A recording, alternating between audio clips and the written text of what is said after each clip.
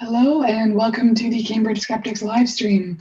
The Cambridge Skeptics are a volunteer organization and we are dedicated to promoting critical thinking, science, and positive skepticism in our local community of Cambridge, but also across the UK and beyond.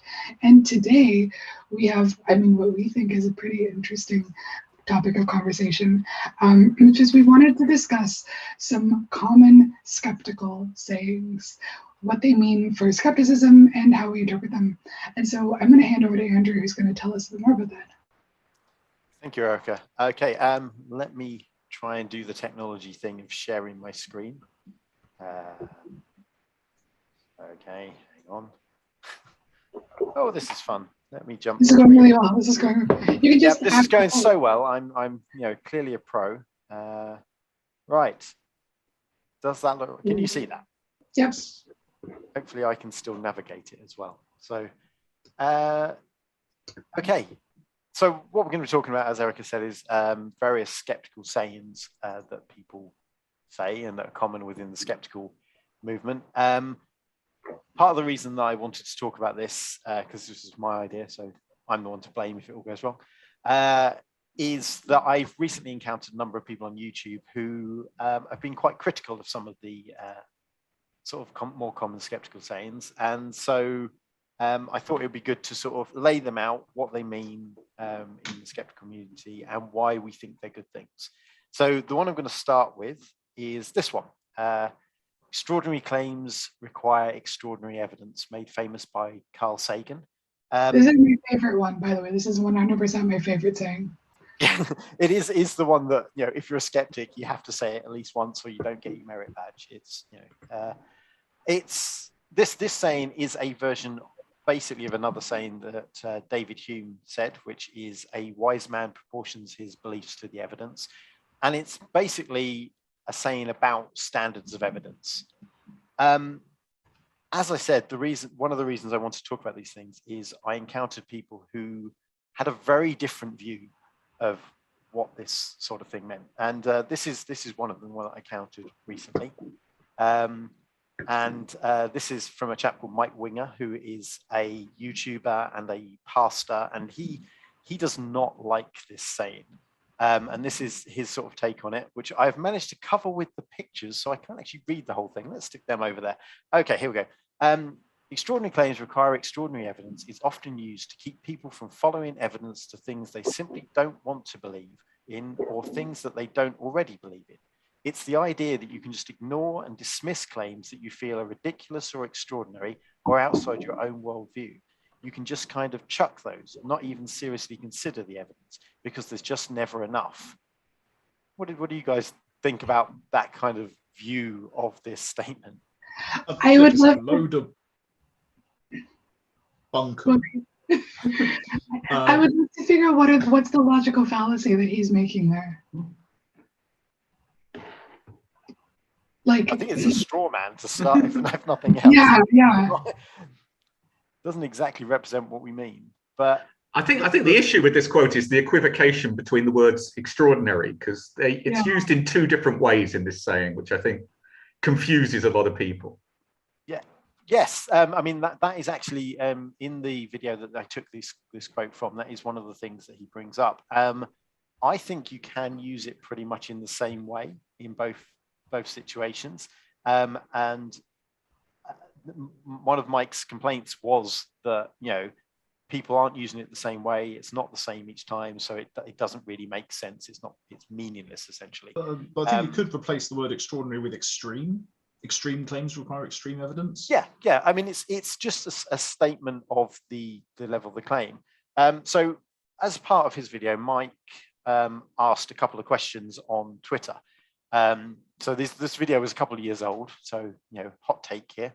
And he asked these two questions. Firstly, what exactly qualifies a claim as extraordinary? And what exactly qualifies evidence as extraordinary? Now, these are two questions I'm going to have you guys tackle with me. And I think the best way to start when looking at trying to evaluate what this sentence means is to look at ordinary claims. So what makes a claim ordinary? So here's a claim. I went for a walk and I saw a dog. What makes that claim ordinary? Am I allowed to talk about Frequency. statistics? If you want to talk about statistics, okay, go for it. Well, but what Sam said, frequency, it's common, it's probable.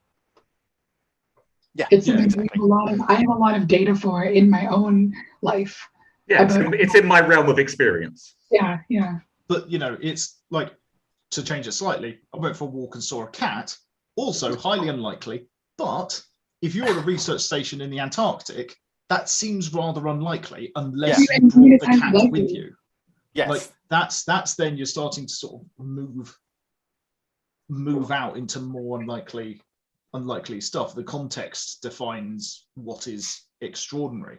Seeing a dog isn't unusual unless you're in a place that famously has no dogs. Yes. Like, at which point it's then, well, how did you see a dog?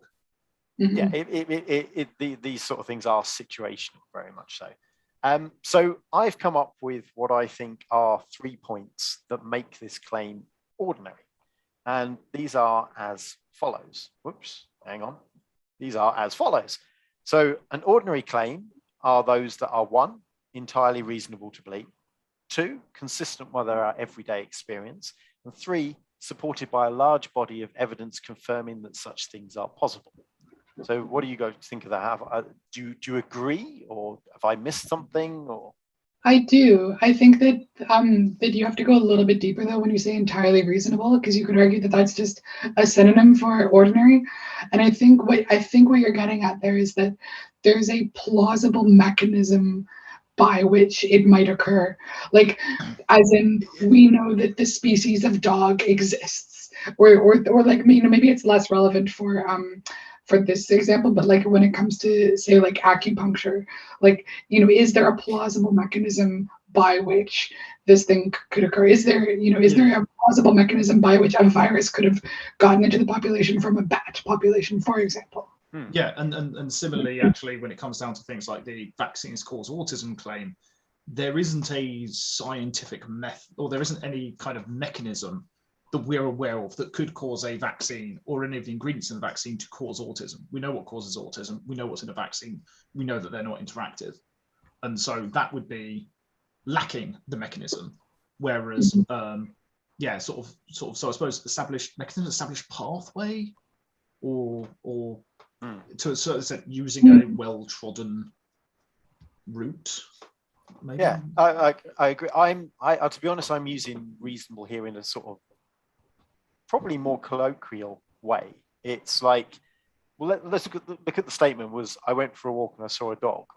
Is there anything unusual or out of the ordinary about me going for a walk? Well, no. We've all been on walks. It's a thing that happens every day. It's completely reasonable. As is seeing a dog. We know dogs are real. There are things people see, but some people may even have a dog. It's it's an entirely reasonable thing. Just a base, not even going into statistics and stuff like that. It's just everyday use of the word reasonable. It is reasonable to believe that. So let's move on to a different claim. So what makes a claim extraordinary? So if I say I went for a walk and I saw a unicorn, what about that is extraordinary? What makes that claim extraordinary? We all know unicorns can't walk. The unicorn's not walking, I'm walking, so it's fine. Yeah. The stationary unicorn. No, but it's there's ultimately, I suppose there's 2 elements, which is one, that there isn't any prior evidence of unicorns existing, and then the extremeness of if unicorns, which haven't been cited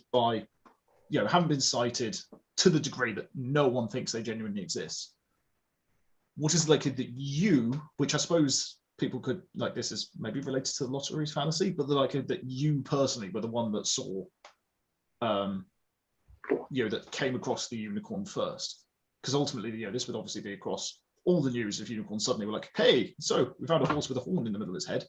Are we going to get onto the giraffes discussion at some point now? What are unicorns? Giraffes are weirder than unicorns. So. They're weirder than unicorns, but But yeah, I mean, my answer to this question is pretty much identical to the other answer, but with the addition of a single word. No. And its extraordinary claims are those that are not entirely reasonable to believe, not consistent with our everyday experience, and not supported by a large body of evidence confirming that such things are possible. Mm. But I think getting on to the giraffe thing,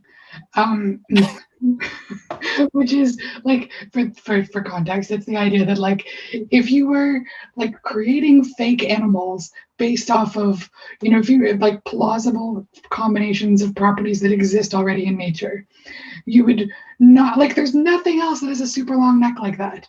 Right? You're like why would that, like, obviously evolution, like we know why it happened, but like, you know, if you were just making up, if you were telling people about fake animals, they would be like, what do you, there's loads of animals with horns on their head. You got narwhals too with a single horn. Like, why? Of course there could be a unicorn. So I think in this particular example, I think like under what I was saying about like the reasonable part, I think it is potentially reasonable. There could be a unicorn in the world. It's just that the other two things refute it. This is like there could be, but there never, ever, ever has been. Like, I think it's slightly different. Than it's not like unicorns break the laws of physics. So I would argue slightly differently there, because I think that they don't break the laws of physics, but at the same time, there's been a lot of people who've had their eyes open and they haven't found any. But I think that's number 3. I think that's point number 3. But it's so I suppose, is it reasonable to believe? I suppose it's reasonable to believe that there's a. Also, Michelle is a very good point. I would sort of create a bridging scenario, which is, you know, I went on a walk and saw a tiger. Like, that's obviously remarkable, but it's not extraordinary. What's the likelihood? You know, yes, it is possible for someone to see a tiger, but it's highly unlikely. If I came home and said to Erica, "Oh, I saw a tiger today," she'd be like, "Really? Did you get a picture?" And I'd be like, "Yes, of course I got a picture." That's true. But like, it's you know, if your mate turned up and went, "Oh yeah, I saw a tiger yesterday," do you go to the zoo? No, it was just out and about. You demand evidence, but you wouldn't be entirely incredulous. Which brings us on. So I'd like to ask about point number 2, because so back to the big cat. There are lots of reports about big cats sort of daily. People are having daily experiences of big cats in Britain. I have daily experiences of 2 big cats in my head. But panthers and lynx and things like that. There we go. So there are people that have these sort of daily experiences that aren't true. We looked at that when you talked about false memories and things people had. And on the other part of that part 2, there are people that just reject everything that they personally haven't experienced, like the great Hans Wormhat, who just denies the existence of any animal he hasn't personally seen himself. Exactly. So I'm worried about point number 2 there. Fair enough. I think it's my thinking on this is it is a combination of the things. Sometimes individual points might not hold up, but it's kind of a combination of things. And I think Sam brought up what the next important thing is the level of evidence we're talking about. So obviously the second part of the statement is about extraordinary evidence. So we've talked about claims, we've talked about ordinary claims and extraordinary claims. Let's talk about evidence. So let's go back to the first claim. I went for a walk and I saw a dog. What kind of evidence would you require to believe that? If I told you that, what kind of evidence would you require to believe it?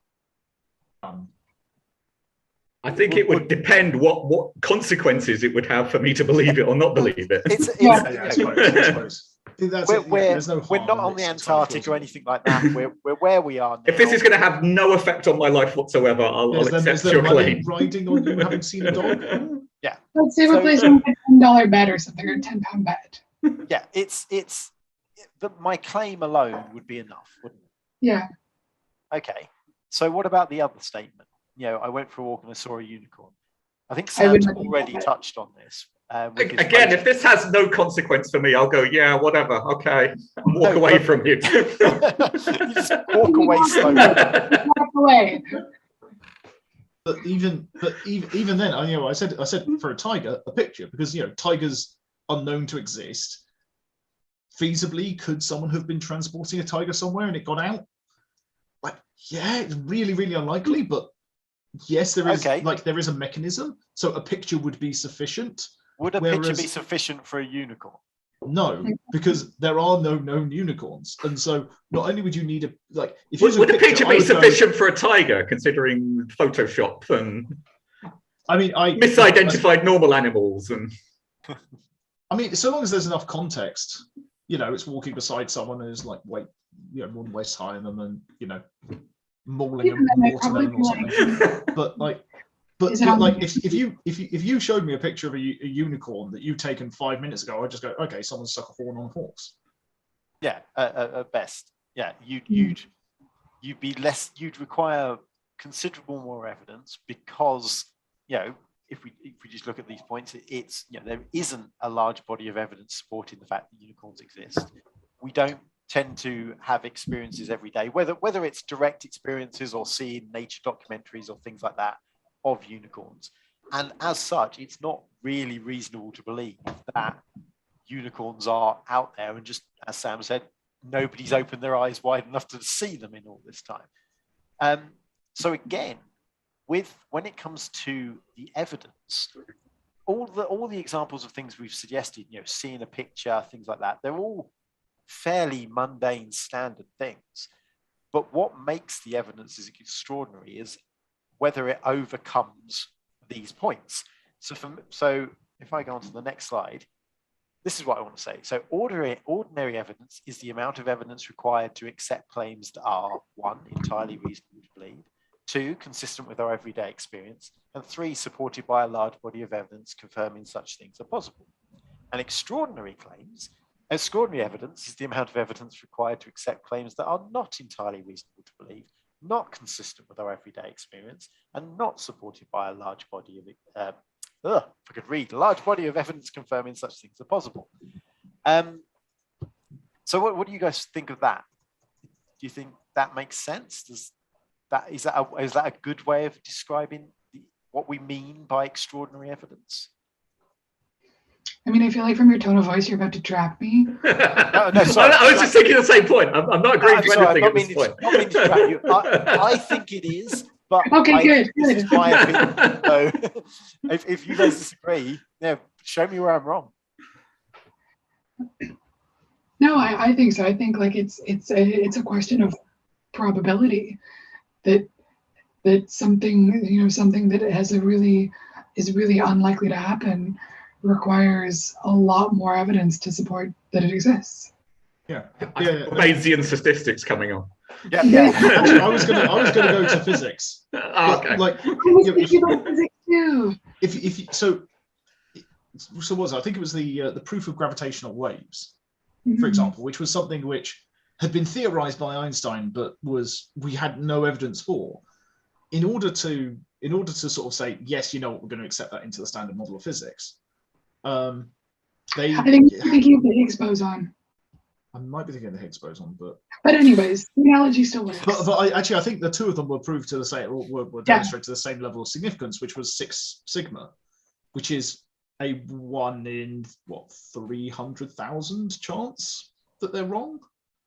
And physics on the whole will go up to really, really high levels of accuracy. And in the case of gravitational waves, they repeated the experiment and kept getting the same results, and assuming that those were independent, and I realize that is a big if or assumption, then it starts really stacking to the point where it's millions, billions likelihood of it being correct, or 1 in a billion chance of it being wrong. Like it's it apportions, like the general approach of physics is that it apportions the extremeness of the change in their understanding or their proof of a thing to the level of evidence. Like if you rocked up with a 2 sigma, like most commercial testing, they'd just laugh you out of the park. You know what it's like as statisticians with those sigmas. Sorry, two To me all the time. Yeah. Get out of there. You have nearly enough sigmas. I need to see at least 4. But that's like 95% confidence. Yeah. Obviously. As opposed to 99.99966 for 6 sigma. Just definitely. So yeah. The only stigma I know is Warhammer. So, but my other reason for using this sort of definition is that obviously it does use the word extraordinary the same way both times. It's extraordinary claims and extraordinary evidence are using that word in the same way. And we are talking about, as I said right at the beginning, we're talking about standards of evidence. It's literally saying if someone is making a claim that is very much outside of our everyday experience and what the current evidence shows us, they are going to have to provide appropriate evidence for us to reevaluate that situation. Now, that evidence itself can be really simple. If I walk in with a unicorn and people can test it, and they're like, yeah, this horn is really part of it. It's not been stuck on. It does fart rainbows and would grant wishes. And the thing is, there have been examples of this in the past. Unicorns. Yeah, there are people whose lives overlapped with our lives who grew up in a world where there was only a single galaxy. Can you imagine what that transition is like, what that understanding is like, to go from a world where we are the only galaxy in the universe to a world where there are billions and billions, hence the book by Carl Sagan, of galaxies. So we have like I think what that quote was getting at before is like this idea that this destroys the wonder in the world, and it doesn't. It provides a way to understand what really is wonderful about the world. So there's nothing kind of depressing about this. We're not, using, to quote the Richard Dawkins book, we're not unweaving the rainbow here with science. We're understanding it better and learning how to make our own rainbows. So, to finish off, extraordinary claims require extraordinary evidence means that the evidence presented needs to be commensurate with the claim being made, or, to use the David Hume version, a wise man proportions his beliefs to the evidence. I think I do prefer that David Hume version. Yes. Oh, yeah. It's much more catchy. Did you know that David Hume was a famous Scottish philosopher? I did my life in the UK test. And I can confirm that he was. You probably know more about people in the UK than the rest of us. It's also a criminal offense to smoke in the wrong place. So, so that's my, I guess, two statements with the David Hume one that I want to start with. I'm going to hand over to Chris, because Chris has a cunning plan of what to do with this information. Oh, yeah. So yes, we came up with this idea at last minute, and like all last minute YouTube videos, we thought of a tier video. So what I wanted to see is how core we think this statement and the idea behind it is to our version of skepticism. So we've got S if it's absolutely a central core belief, A, B, C, D, various levels of importance, and F for something we can pretty much reject. So since you called this one, Andrew, where would you say this goes in your?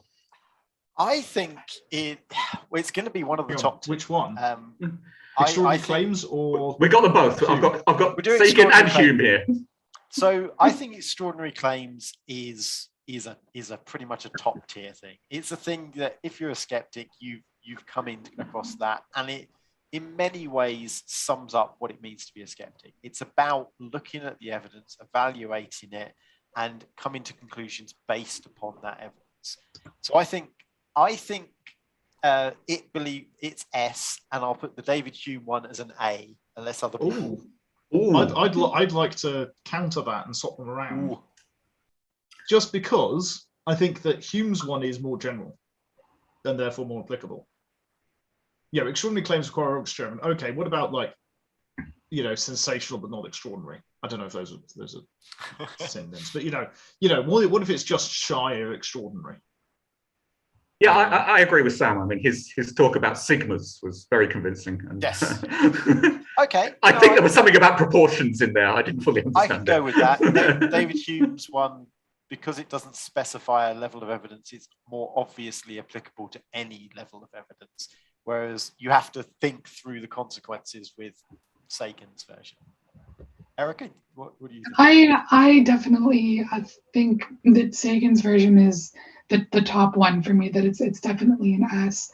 The reason is because of Sagan's role in teaching the world about skepticism and like being 30 years ahead of his time in terms of like the post-truth world that we're living in.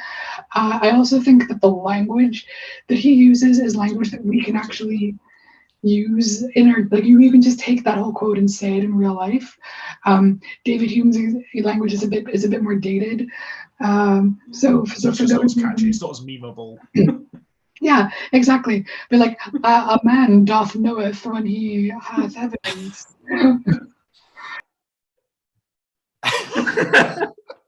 Man doth know it. He does. Okay, I'll bow there. So Sagan goes top. Okay. Hume in A. Okay. So who wants to go next? Who wants to pick one to go next? Do we have to pick one that we think will go up to the top, or like? No, just pick one. One you'd like to talk about. Okay, I quite like sorry, we've got for everyone at home, we've got a list. we shortlisted 15, so yeah, so we could be here a while. Well, also Erica had one more she wanted to add, and I remembered one that I wanted to add, so we'll see if we get to them. I don't have pictures for those. Okay. No, but we can talk about them. You can't reason people out of positions they didn't reason themselves into. John Swift. John, really? Yeah, it's Mace. Johnny. J-Dog. No, it's just because it is quite so.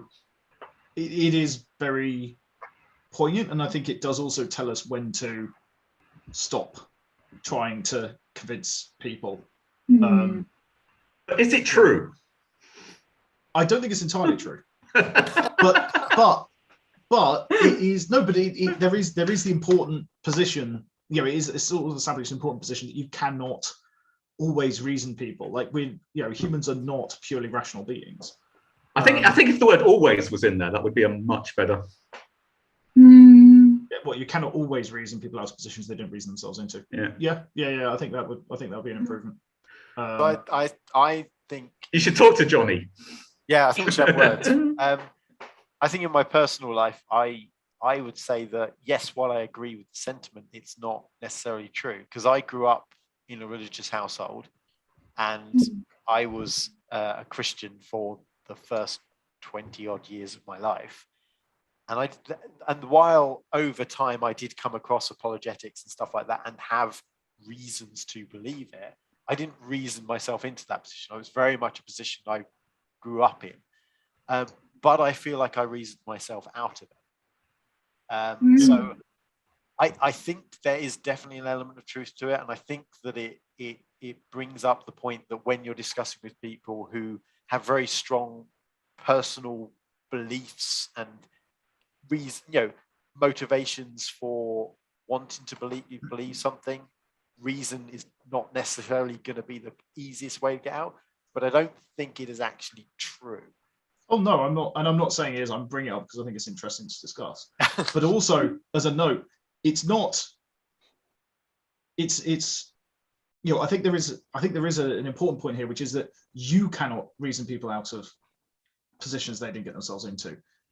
To a great extent, my own experience, and obviously I have the same background as you in terms of my upbringing, Andrew, but certainly my experience was that you very rarely win the argument at the time by reasoning. And you might win the argument, but you don't win their hearts. But what you can do is chip away the foundation, and over time it will then fall on its own. So I think, like I said, I don't think it is universally true. But I do think it is important to understand that you're not necessarily going to be able to win all the arguments, and that sometimes actually the best thing for you to do is to walk away. But also to understand that actually not winning the arguments, not making them change their mind, isn't necessarily also the be all and end all, and doesn't necessarily mean it's a failure. You can't reason them out of their position. What you can do is to a certain extent undermine their position, it also, I feel, has a little bit of a reflection on bad actors, whereby actually, if they're not holding their position because they genuinely believe it to be true, and they know it's not true, but they're just, trolling you, then there's also no point trying to reason them out of that position as well. So I feel to a certain extent what it does is it's a little bit permission giving to leave an argument that you have sort of realized you can't win. I find not because you're wrong, but because of the other person. I find it sort of tells me don't even bother. Which is what worries me, because that's what we're all about. We're trying to reason people out of bad beliefs. That's our whole purpose. So this it seems to go against the purpose of this organization. Yeah. But we've discussed it before. Sorry, that actually we're not, if you're looking on a scale of 1 to 10 or 0 to 10 on like the conspiracy beliefs, we're not going after the people who are at a 10. Those people are lost to a great extent. We're going after your 6s, your 7s, and your 8s, who are not entirely sure, but have kind of ticked past. They've gone kind of past midway point, and they're heading in the wrong direction, and we'd like to bring them back. I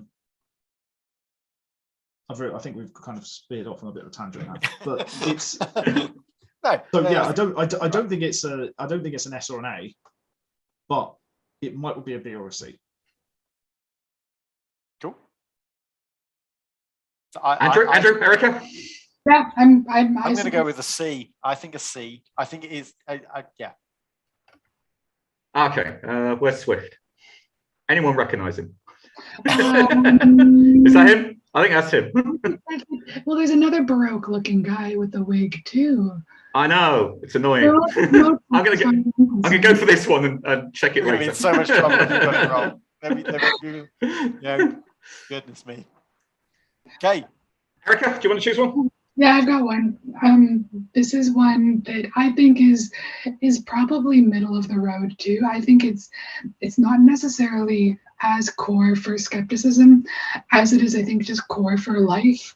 And that is the quote by Robert J. Hanlon: "Never attribute to malice that which is adequately explained by stupidity."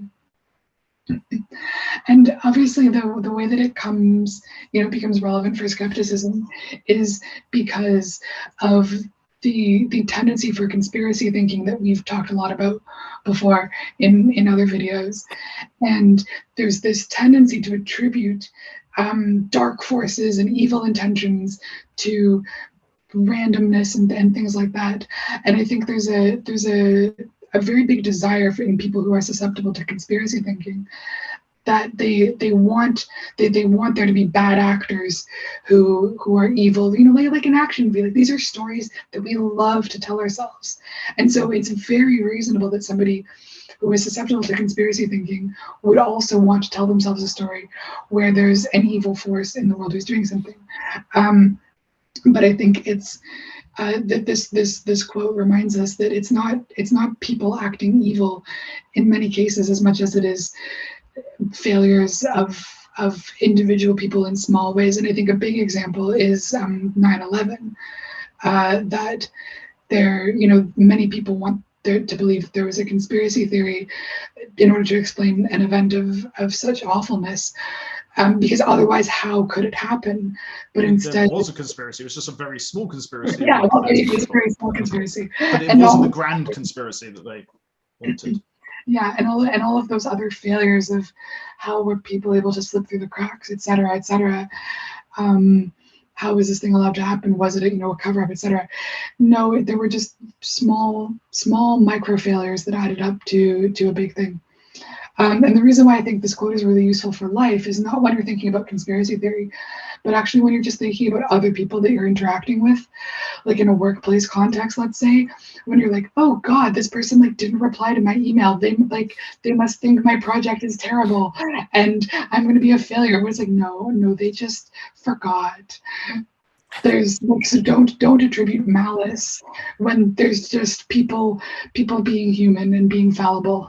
The reason I added the same quote with stupidity replaced by incompetence. Yeah. But yeah. Sorry, Chris. The reason I added this to the shortlist was actually as a warning to skeptics, because I see a lot of interactions online where the skeptic will come in and say, oh, it's a hoax, or oh, he's a bad actor. And I think that's, you know, we say we're in favor of positive skepticism and skepticism with compassion. And yeah, so this was a warning about that. I don't think we can just dismiss everyone as a bad actor or as a hoaxer just because we disagree with it. So yeah, I wanted to rate this one quite highly because of that reason. I think it's an important warning to us as skeptics to maintain compassion. So what are people's thoughts? Where do you want to rate it? I was thinking a C. What's our bottom? And we gotta bottom this out. Like what does F mean? Do we have any Fs? Possibly, we'll find out. I think. No, I haven't like gone. Yes, that's the worst one.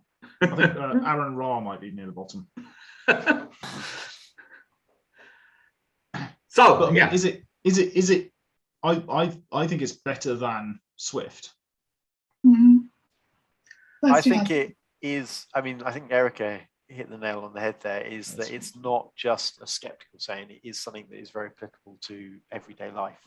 I mean, it's something I always try to keep in mind when dealing with people, especially at work, you know, because there's a lot of time at work where I find myself, you know, I'm frustrated or unable to complete a project or something like that because other people haven't done their bit. And while I often get grumpy about it, it is important to remind yourself that they're not doing it on purpose. They're not sitting there going, ha, ha, ha, ha, ha, how can I ruin Andrew's day today? They are doing their own thing. They've got their own pressures and stuff like that. And I think there's a thing in psychology, I'm going to get the name, but I think it's called the attribution error, which is basically the example they often give is when you're walking down the street and you trip over, you immediately start looking around for what you tripped over. You assume the cause of you tripping over was something external to yourself. But if you see somebody else walking down the street and they trip over, you think, God, such a clumsy person. You attribute it immediately to something internal to that person. And I think this is somewhat similar to that. It's reminding you not to immediately jump to some personal attack on the person. Think about the situation they're in. Think about what they're going through. Think about the pressures and stuff on them before you start thinking this is a terrible person. We should dismiss them in some way. So I think a B. I'll go with a B. Yeah, okay. I'm happy with a B. Hanlon, that one. Yes. As we all recognised, I'm sure. Yes, absolutely. And that isn't the picture that you lifted from the conversation. Is it my turn? Yes. Yeah. Okay. So since I've got two data scientists and a former research psychologist here, there's a question. There's one I really want to ask about. I'm really not sure about it. The plural of anecdote is not data. I have opinions about this one. Because I went looking into the origin of this, and as I traced it back, I found out the original version was the exact opposite. What? Yeah. What, the plural of anecdote is data? Yes, that was the original saying. From when? Like the 600s? No, but it makes sense. Like if you think about it, you can't do a study, but exactly. It makes sense. The other thing I think is that what this quote is kind of saying is that so the difference I think between a single example of something and a large amount of data about a phenomenon is a question of scale. And if we were to say like interview, let's say like I don't want to pick that example. Like, let's say every patient that like goes for massage therapy for their back pain, and we interview every single patient every day for like 6 months, we'll end up with a lot of data. We do it for like tens of thousands of patients, and you could have then all of those anecdotes do become data, but we can't make sense of them in any meaningful way. Actually, we still have to lose some of that richness in order to deal with the scale of it, right? Like the same way that if I interview one person about their back pain, that's very different than if like they send me a tick mark on a scale of 1 to 5, how do they feel? We're losing so much information about their experience. And I think that what this saying does is it implies that the large body of data that we have is a better source of information about the truth than a very rich, small, very detailed set of information about a small number of examples. And the answer is that you need both in real life. And so I work a bit with experimentation within a business context, and one of the things that we like to coach people on is about how you're going to generate hypotheses that you then go and test in real life. And it's the same thing in science too. And often the way that you start is with anecdotes. You start by saying, hey, I'm going to talk to you about your deep experience, and that's going to trigger something for me. Say like you do like user testing of a website, or you'll interview someone about their experience, and that's what then triggers the idea of like, hey, well, I want to see if this phenomenon is widespread. I'm going to collect large amounts of data. Yeah, one of the phrases that didn't make the shortlist was Asimov's quote that the most important sound in science is not eureka, but that's funny. That's a good one. Yeah, but I think on a similar note to what Eric is saying is that also just collecting the data on the thing that you're most interested in isn't always useful, and it throws me back to a talk we had a little over 2 years ago about medical devices, and the speaker there, Catherine Sansom, if I'm looking at the notes correctly, was sort of talking about actually how this mesh was being implanted, and basically in terms of sort of the clinical trials or at least the doctor feedback, it was, well, basically, has it fixed the problem that you were intending? Yes. Okay, then it's a success. They're going like, yes, but also I'm in agony 24/7 because I basically have a bunch of chicken wire like carving up my insides. But because that wasn't what they were collecting data on, they were collecting data on its efficacy to deal with the problem that it was trying to address.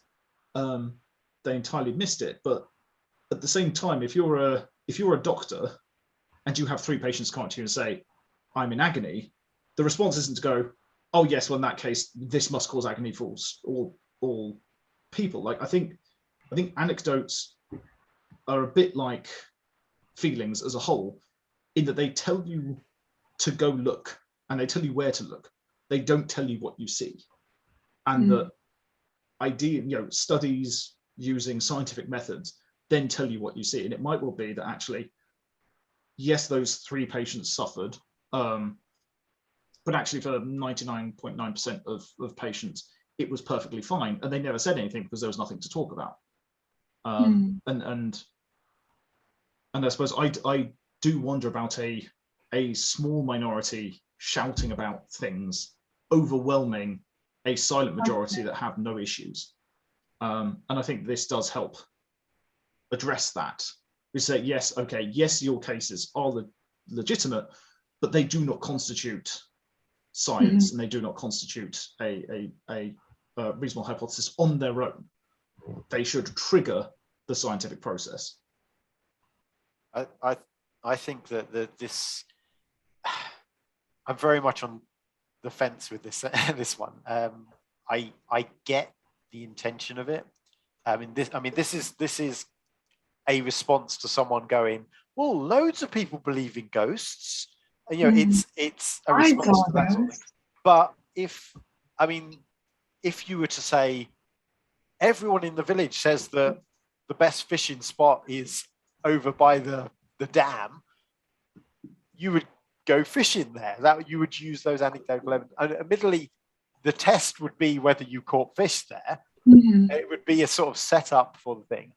But doesn't that come back to your first point? Extraordinary claims and extraordinary evidence. That's why it's such a ghosts good are an point. extraordinary claim. Good fishing spots aren't. And as Chris was often saying, like, there's also a question as to how much is on the line. Yeah. Like, if I'm going out fishing, and I have no interest in fishing, but if I'm going out fishing, presumably there's an element of it is about the catch, but a lot of it is about the act of fishing. And so whether or not I catch anything is not necessarily hugely important. It's about the sort of the, having a day out and relaxing and spending time outdoors. And so, if your aim is to go fishing, then by all means go to the spot everyone says. But if you hear a noise in your house and you go, it's probably just a ghost, it's definitely not a burglar, because ghosts are definitely real, everyone says so, I'd be worried. I think for me, the reason why I would rate this one lower, like maybe like an E, is because although I think the sentiment is not inconsistent with skepticism, I think the spirit, the tone that comes across is that it's not very positive, and it's a bit dismissive of people who have genuine fears. And we are human beings. We are addicted to stories. We're not addicted to data. I'm addicted to data, but I'm different. Yeah, that's what I want to say. The way I've seen this used in skeptical discourse has just been to dismiss people and ignore their experience. And when it should be a starting point. It's not positive skepticism for me. I like how this was your example and we just talked the whole time. that was my idea. So do we like E? Sounds. We haven't got an E. We haven't got an E. Let's make it. Just want a nice straight line. But this is one I would very much like to go in the F, because I do not like the way it's being used. What do? I think F. We haven't got an E. So let's go. Should we go with F? What is this scale? It's like triangle 1, 2, star, A, Z. No. Well, it's Chris was saying it's a Korean thing. Japanese, apparently, originally.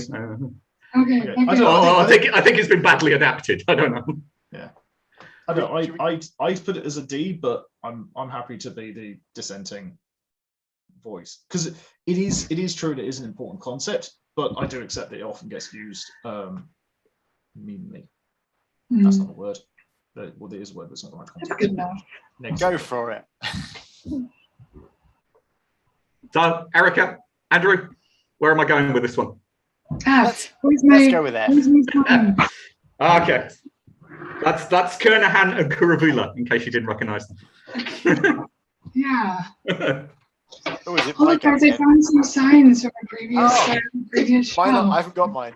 Do you have an S? I don't have an S. Nobody has an S.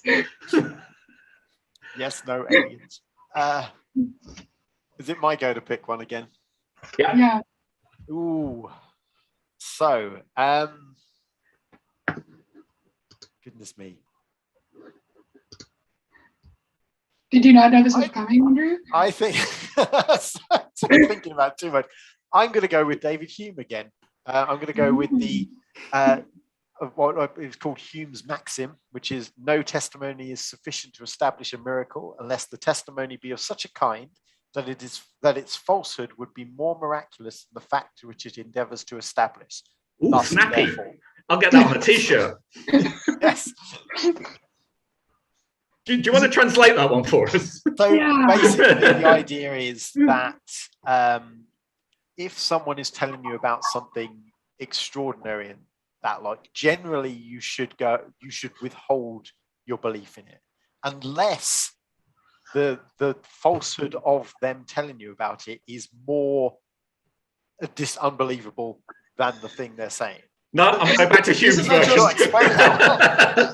Isn't that just extraordinary claims require extraordinary evidence by different means? Probably. It's the extraordinary evidence in this case is the evidence that would be more extraordinary to disprove or more miraculous to be false. Yeah.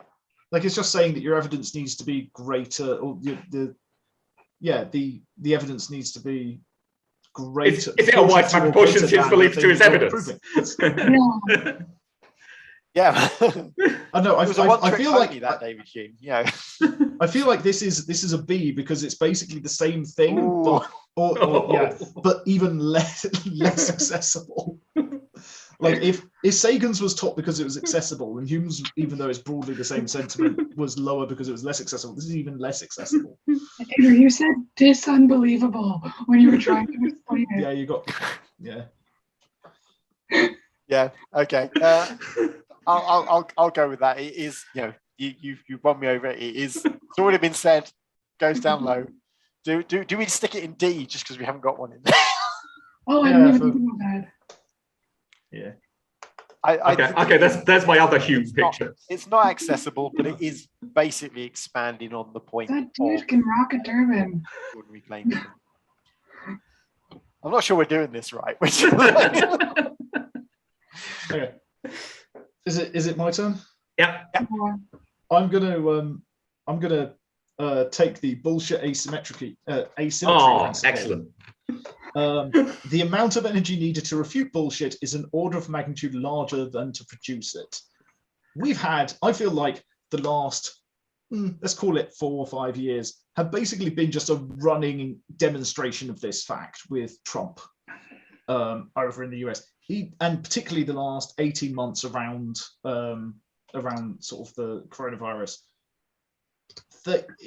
You say something and it's immediately memed it on Facebook and starting to spread throughout the internet before we've even started to go, hang on, what? Let me have a look at my sources. Like it just, the ability for some stuff to catch up to sort of get up momentum is horrifying. And I think this is the same one as, you know, a lie goes around the world twice before the truth has got his shoes on. It's the same principle. yeah. I mean, it's a fantastic point, but what does it mean for us in practice? I think there's kind of 2 elements, which is, I suppose, one, that if you can cut things off at source, it can, like, it's because its ability to propagate is so much greater.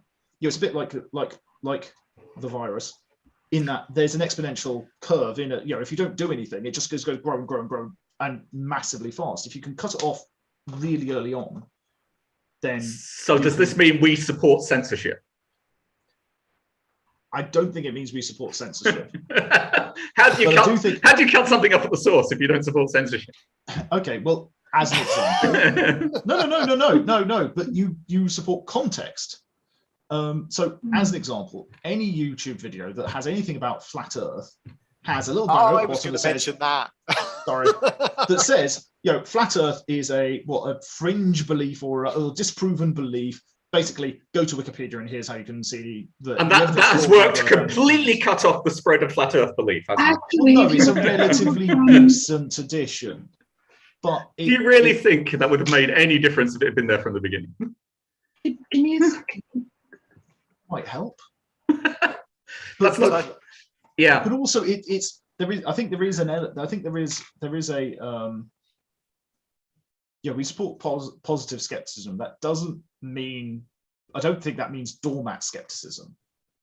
By which I mean, we should still challenge people when they say idiotic but particularly harmful things. And so I think what this does is, it's, to a certain extent, it gives license to challenge people. You should challenge people in the right way. It's the aim shouldn't be to the aim shouldn't be to belittle people. Erica, you're on mute. Shouldn't be to belittle people, but you should still challenge ridiculous. This is saying, is it worth challenging? It's going to take you so much effort. No, I don't. I think what it's saying is that it propagates quickly, and so if you can challenge it at source, you can potentially prevent it from spreading to other people. I accept that it's not got the same applicability of some of the others, so it probably doesn't deserve to be at the top.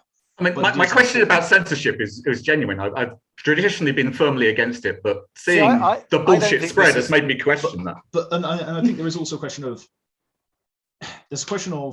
censorship, but there's also a question of harmful belief. There are provisions within free speech to prevent hate speech or harmful speech. Anti-vax speech is harmful, but I think because it's not hate speech, and that's where the provision sort of sits at the moment, it's not, you know, it's protected for the moment. But I do think that the problem is, you know, if something does come along, how do you demonstrate something that is true but not the consensus yet necessarily, or could be perceived as harmful but actually? I kind of take this in a sort of a more literal way, as more of a simple statement of fact. So, you know, because I'm contractually obligated, I will talk about flat Earth. If a flat earther says space does not exist, they can say that in 2 seconds. But in order to present the evidence that it does, that's the rest of your week taken care of. And I think the point of this saying is literally to say it's very, very easy to get falsehood out of there, and it takes a lot of effort to counter it. So I think Sam is right that you do need to start countering. The second the falsehood's coming out, you need to start countering it before it can start spreading a lot, which is really difficult. But I also think it addresses things like the Gish Gallop. Do you know, guys, know what that is? So for people who don't know, it's the idea that you can put out lots of false arguments really, really quickly that then take so long to address that you can't get to them. And it's really easy to put out lots of false statements, you know, about vaccines or climate change or whatever that might be. And then it takes a lot of time to address them, and people get bored, don't listen. So I think it's a statement about being aware that the truth takes effort. Lies are easy. While we're on this, can we throw in Hitchens' razor at this point? Yeah, lump it in there. Yes, I suppose Hitchens' razor is the counter to this, isn't it? It's basically, you know, one person saying, here's a lie, you're going to have to go to loads of effort to dismiss it. And Hitchens' razor comes along and says, you know, you've asserted that without any evidence. I don't need to. What is Hitchens' razor? Sorry, what can be asserted without evidence can be dismissed without evidence. Yeah. So vaccines cause autism. No, they don't. Prove it. Yeah, essentially, you didn't present any evidence when you made that claim. I do not need to present any evidence to dismiss that claim until you present the evidence. Yeah, and I think I've had, like, in the last 5 years, precisely one real life conversation with an anti-vaxxer, and they were like, "Oh no, there was a study, it showed that vaccines cause autism." I'm like, there was one very poor study that was literally a textbook example at university of how not to do a study. The doctor in question was struck off, and there's since been studies covering 25 million children that have demonstrated it doesn't cause autism. Next. Like, it's you know, if that's obviously that's not quite right. But I think Hitchens' razor is more like saying, okay, well, what if there was a God who created the universe 6,000 years ago and made all the radioisotopes behave as if the Earth was 4.5 billion years old? And at that point, that you literally cannot have any evidence of that.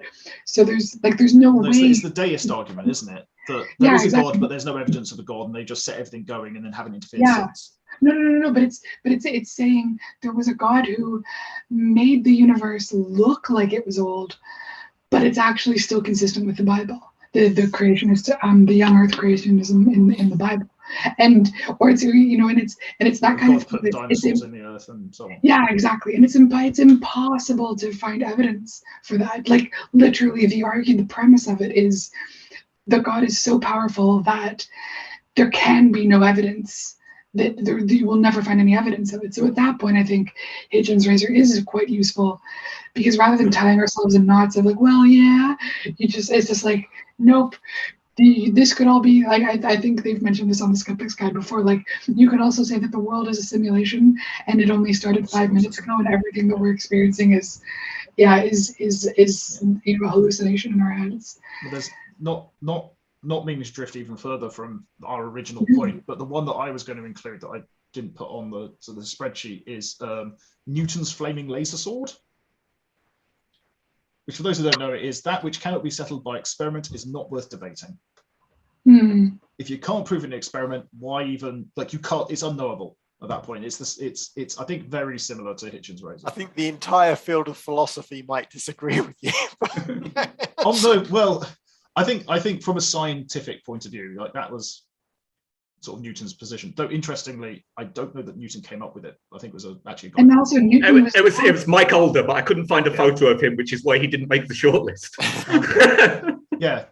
So, don't know why he named it Newton's flaming laser sword. Because he was basing it on the ideas of Newton, and he wanted it to sound cooler than a razor. Fair enough. So, where are we? Have we got two there? So we got two to deal with now. Yeah. So we've got the bullshit asymmetry principle and Hitchens' razor. So let's start off with where we started then. So Brandolini's law. Sorry, yeah, bullshit. Erica's come with a C. B. I'm running out of paper, guys. I don't know how useful it is. I think it's more of a statement of fact that lies are easier to tell than the truth. Yeah.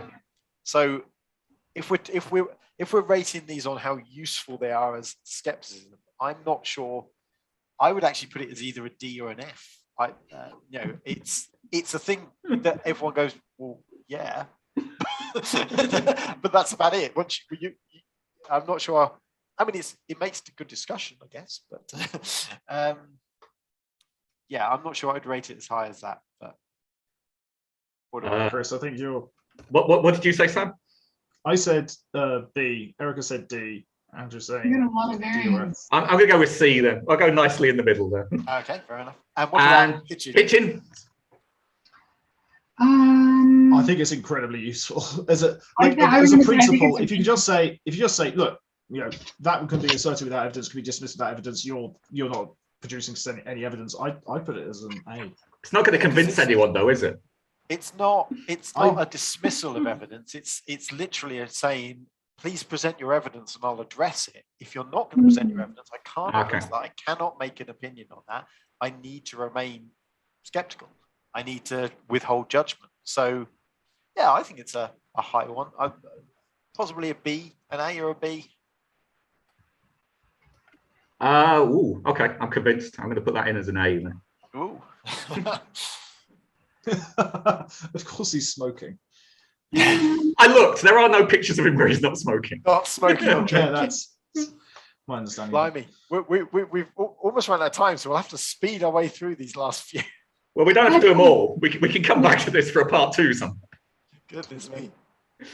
I've got one for the next one. Go for it. I think it's a simple one, which is it's a quote from Voltaire, which I actually didn't know, I hadn't come across before we put this list together, and that's, anyone who can make you believe absurdities can make you commit atrocities. And I hope this isn't the one that we end on. I think we need to do at least one more because this is very interesting. But I was thinking, there's. I read that and I was like, oh yeah, oh no, because I think that it's why I find this quote useful is it reminds us that there is a lot at stake. That this isn't. I think it addresses the question, the what's the harm question. What's the harm in letting someone enjoy homeopathy or acupuncture, or enjoy ghost tours or things like that, or psychics. But I think when you look at what science misinformation has cost the world, with the current pandemic, it's pretty clear that I think atrocity is not too extreme a word. So I think it's a really sobering and useful quote. So I give it an A.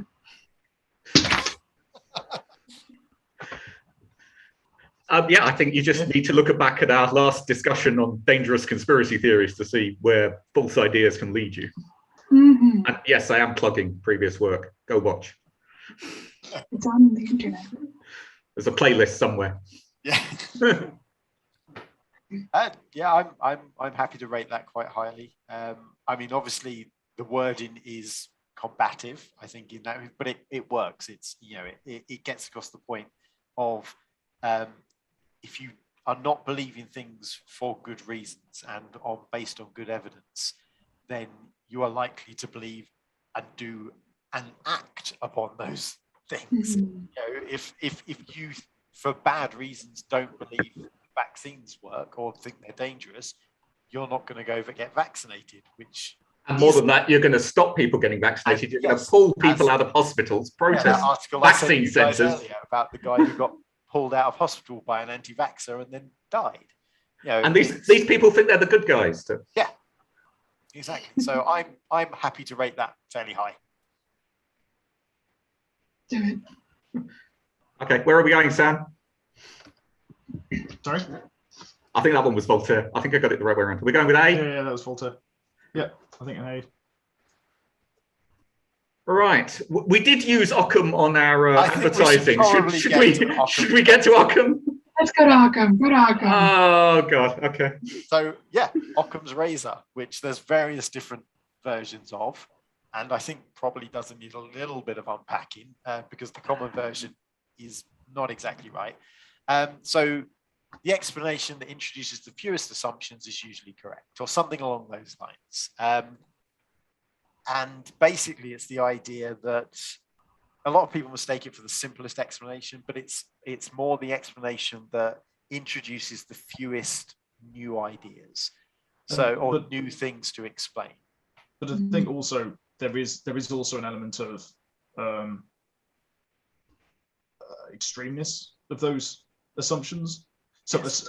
a larger number of very straightforward and simple assumptions is, so, or rather you need to unpack the assumption. So if it's like, oh, crop circles were caused by aliens, the assumption is aliens.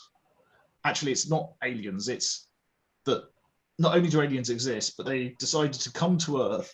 We haven't detected them, and they decided to make random patterns in fields as a way of communicating. That doesn't make any sense at all.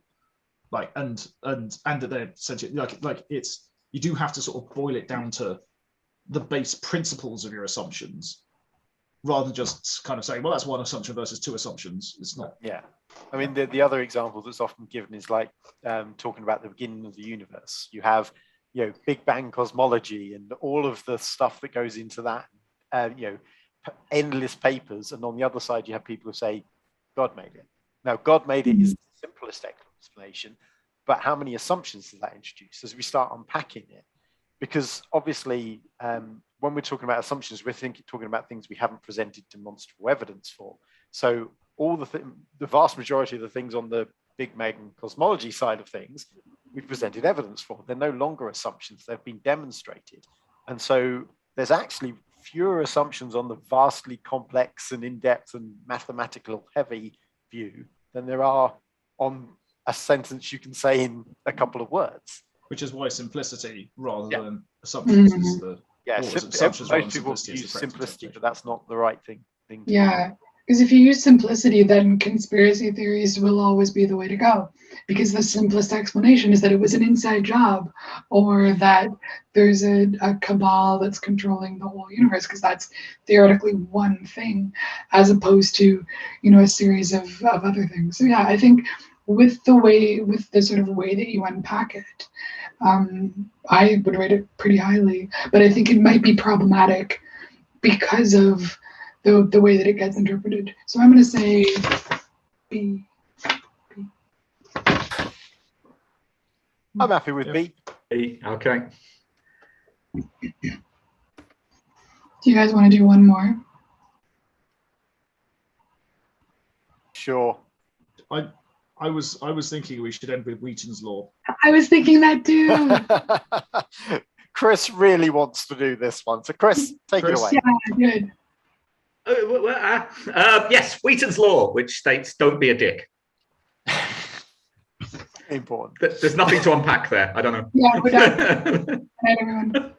I think, well, I'm not sure there isn't anything. The disagreements this one sentence caused within the skeptical community. But I think this. That's because a lot of people in the skeptical community are dicks. I think this comes back to what we were saying earlier about the stupidity and malice and all that lot. basically about being positive and presenting your skepticism in a positive light. It's about not assuming everybody's out to get you just because they disagree with you. I had when I've been working on this upcoming flat Earth experiment, and when we were there the other weekend, there was a large group of flat Earthers there, and I had quite a nice chat with them. And I went into it with the assumption that they are not terrible people just because they disagree with what I think. And I think it's very easy, especially, I mean, you just need to look in any YouTube comment section. It's very easy to be a dick. You're talking to people and they're disagreeing with you on this one point, so they are clearly the worst person in existence. It's fine for me to yell at them and curse them and call them all kinds of names. But there is the anonymity of the internet, and the fact that you're sort of hidden behind a username, behind a screen, does make it easy to not, to disconnect from the person and say things you would never say to someone in person, even if you were protected by glass or something, and there's no possibility of physical assault. You would find it difficult to say it to another person. And I think also importantly, from a skeptical point of view, for a long time, I think the skeptical community as a whole sort of ascribed to the knowledge deficit model of sort of misinformation, that actually people are wrong because they don't have the right information, and that once they get the right information, they will change their beliefs. The last decade or 15 years has shown actually that's not true. The information has become freely available, and if anything, things are getting worse, not better. Actually, I don't know if that's true. I should check that. It feels like it, but I don't know if that's true. But what does work is speaking kindly with people and asking questions and treating them with respect, but continuing to engage them on the topic. If someone is an anti-vaxxer, asking them questions as to why they believe it, and then calmly, in a non-dickish fashion, talking them through potentially why they're wrong, why they might be mistaken, and giving them an alternative, correct narrative is an approach that actually shows far better results. I think when Phil Platt introduced this into the skeptic community, he said, persuading someone their beliefs are wrong is difficult. Persuading someone their beliefs are wrong while their defenses are up is impossible. And you come in with this dickish attitude, the defenses go up. And I think we've seen the way the American skeptic community has gone and the way the new atheist community has gone. Those communities have descended into toxic wastelands, which even lots of people are just disassociating themselves from skepticism. Rebecca Watson, who also sort of co-introduced the Wheaton's Law into skepticism, doesn't identify as a skeptic anymore because of how bad those movements have got over there. And we're promoting positive skepticism with compassion. I think this is something we really have to cling on to show how we're different. Yeah, and I think like when we wrote like our mission statement as a group and the blurb that we put in our videos and that we say every time, we tell ourselves this every time we come together to remind ourselves that it's important. So yeah, maybe it should be an S, guys. I would like to put it as an S. Yeah, sure, go for it, Chris. Thank you. There he is. That one was easy. Cool. So yeah. And I just love to see Will Wheaton up there with Hume and Voltaire and absolutely belongs up there in that sort of yeah. And maybe in future talks we can end by talking about one of the other ones to finish off. An ongoing segment, excellent. An ongoing segment. God, exciting stuff. Yeah, because we often end early. Yeah. Yes, totally end on time. How long is this supposed to last? Oh, an hour. Yeah, this is good. Do we have anything else we wanted to mention? I think Andrew wants to talk about next time. Yeah. Yes. So yeah, obviously last time we mentioned that we were going to get a guest in. That didn't work out. And this absolutely was not a filler episode. I want to make that perfectly not clear. A filler episode. We totally planned this. He has a very busy schedule at the moment. He's just released a new book, and his publisher has him doing actually important things on Tuesday nights rather than talking to us on the internet. But yeah, Tom Keres is, I'm probably pronouncing his surname incorrectly, is an astronomer, and he will be joining us next time in 2 weeks' time. And he's going to be talking about how we know the things we know about space, which I think should be... But it's fake. Space. Space is fake. Yes. Oh yeah, we know it's fake. Yes, totally. We know it's fake. How do we know that it's fake? So, yeah. Is that going to be you make that? You're going to make the title slides for the talk, right? Oh yeah, I'll get that sorted out. Space is fake. Fake space. Yeah, space is fake. Oh, we had a good question from Michelle. Who won the poll last time? Oh, I think it was Sam. I think it was climate change got the most. The online polls for the Facebook and the Twitter, climate change came number 1, and anti-vax came number 2, and Erica and I got 0 votes. So. But I maintain the people who, on the social media polls did not watch the video. Yeah, I was going to say on the poll that we put in the link, climate change came last. Ah. Oh my God! This is like a Kennedy Nixon debate thing. Do you guys know what I'm talking about? Yes. Yeah. So Sam, what came first? I'm trying to find it. I'm not fast enough. No, I was just going to say that for those that don't know, in the Nixon Kennedy debate in 1960. Those that listened to the debate decided that Nixon won. Basically, that he made the best points and that he was, he made the best case. But those that watched the debate felt that Kennedy did well. And basically, if you have a look at it, Nixon is in a massive flop sweat the whole time. He's absolutely in control, but he just is sweating horrendously, and it makes him look very weak. And so it's this really interesting thing of which, whether you saw it or heard it into sort of impacting your view. In terms of the poll, anti-vax won, with everyone else coming joint second. Were there were like three people who voted? No, 10. Or some multiple of... I think being in the middle of a pandemic, you probably had an advantage there. And I'm immediately suspicious of where this pandemic came from now.